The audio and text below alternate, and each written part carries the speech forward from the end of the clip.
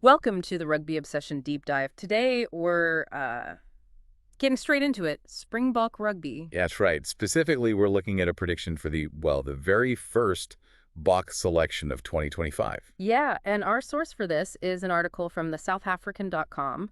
They've put their heads together and come up with a potential team for that Barbarians match coming up.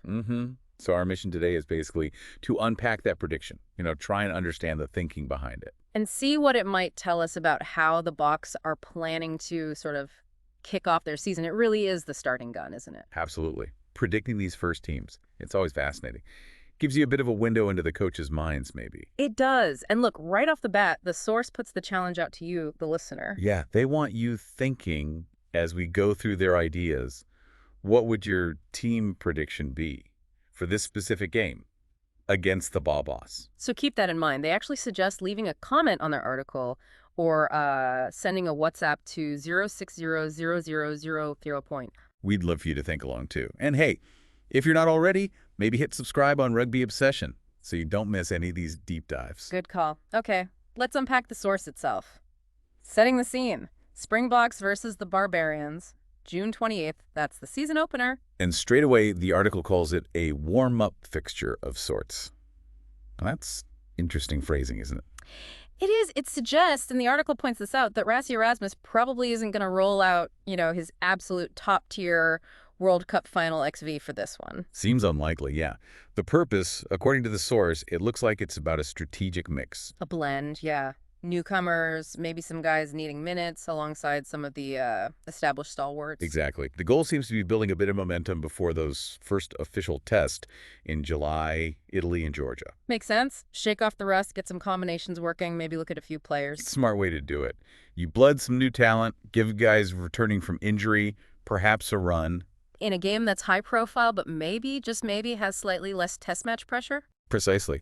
So the big question then, who does the article actually predict will be wearing those green and gold jerseys? Okay, let's run through their predicted lineup. They go 15 down to 1. All right. At 15 fullback, they've picked Damian Willems. Okay. On the wings, number 14 is Cannon Moody. And at 11, this is an interesting one, Ntokozo Makasa. Ah, Makaza. We'll come back to him. Centers. Lucanio Am at 13, Andre Esterhausen at 12. Solid pairing. Haas. Fly half, Sacha Feinberg Mugamazulu. And at scrum half, Jayden Hendrixie. Okay, moving into the forwards now. The back row. Number 8, they've gone with Cameron Hanekom. Then Vincent Chituka at 7, blindside, and Marco van Staden at 6, open side. Right. And the locks, the second row. Lou Dieger at 5. And Eben Edsmith wearing number 4. Etzebeth there, providing that experience. And the front row. Meethling Fouchet at tight head, number 3. Yeah. Jan Hendrik Wessels at hooker, number 2.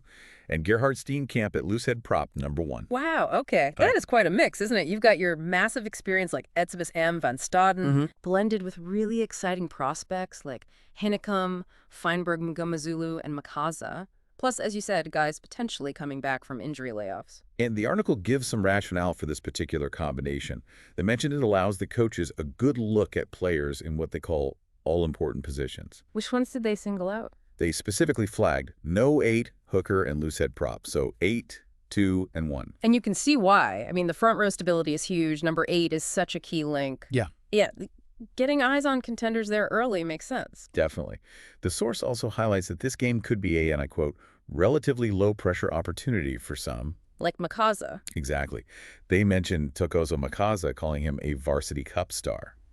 For anyone listening who maybe doesn't follow the domestic scene super closely, the Varsity Cup is, well, it's our top university competition. Yeah, it's produced some serious talent over the years. Giving him a shot here. Yep. Interesting. And as we touched on, players returning from injury, the article names Willemse and Lou Dieger specifically, could use this match to get back into the swing of things at international level. Right, get some valuable minutes under the belt. Now, here's the twist, or maybe the extra challenge.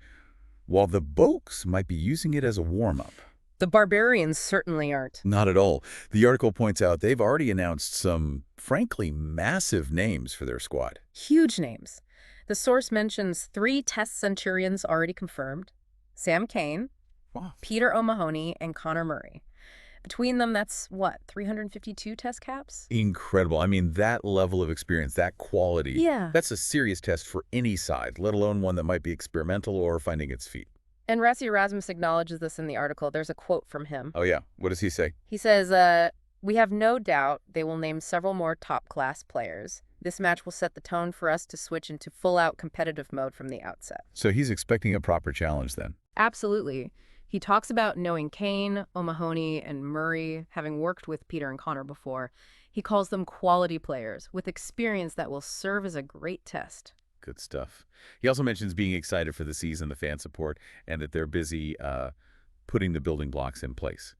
So it sounds like he respects the fixture and the opposition, even if it is the season opener. Okay, let's bring it back to you listening. Yeah, based on the predicted Bokke team, we've just gone through this mix of youth, experience, returning players. And knowing the kind of quality the Barbarians are bringing, with guys like Kane, O'Mahony, Murray already named, what do you think?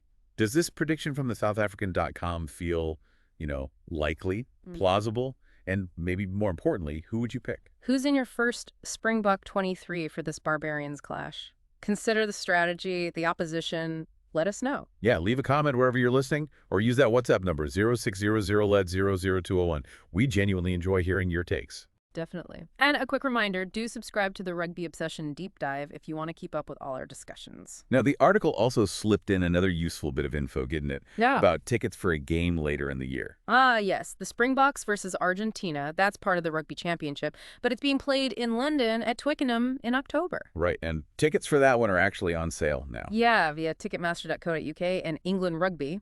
The article mentions prices starting from $55 for adults, 28 games for under-16s, plus booking fees, obviously. Good to know for any UK-based fans or anyone planning a trip. A Bokke game at Twickenham is always special. For sure. Okay, let's start to wrap this up then. So the core idea from the source we looked at, a predicted Springbok team for the Barbarians game, that's a real mix. Yeah, experience, guys coming back, exciting new talent, all going up against a Baba side that looks like it'll be stacked with quality, including those Test Centurions. And the source and us, we want your prediction. Get involved via the comments or that WhatsApp number 0600-11-0211. The article also encourages subscribing to their newsletters and following them on the socials, WhatsApp, Facebook, X, Bluesky for all the latest news. Right. So here's maybe a final thought to leave you with, building on what we've discussed. Okay. Given this predicted blend of players for the Boks and the quality we know the Barbarians are bringing, how much weight can we actually put on this first game? How much will it really tell us about the Springboks' main plans for the rest of 2025? That's a great question. Is it just a necessary first step, shaking off the cobwebs, or will we see some genuine pointers for the bigger tests ahead? Something to mull over. Indeed. Well, thank you for tuning in to this Rugby Obsession Deep Dive. And we look forward to you listening to our next episode.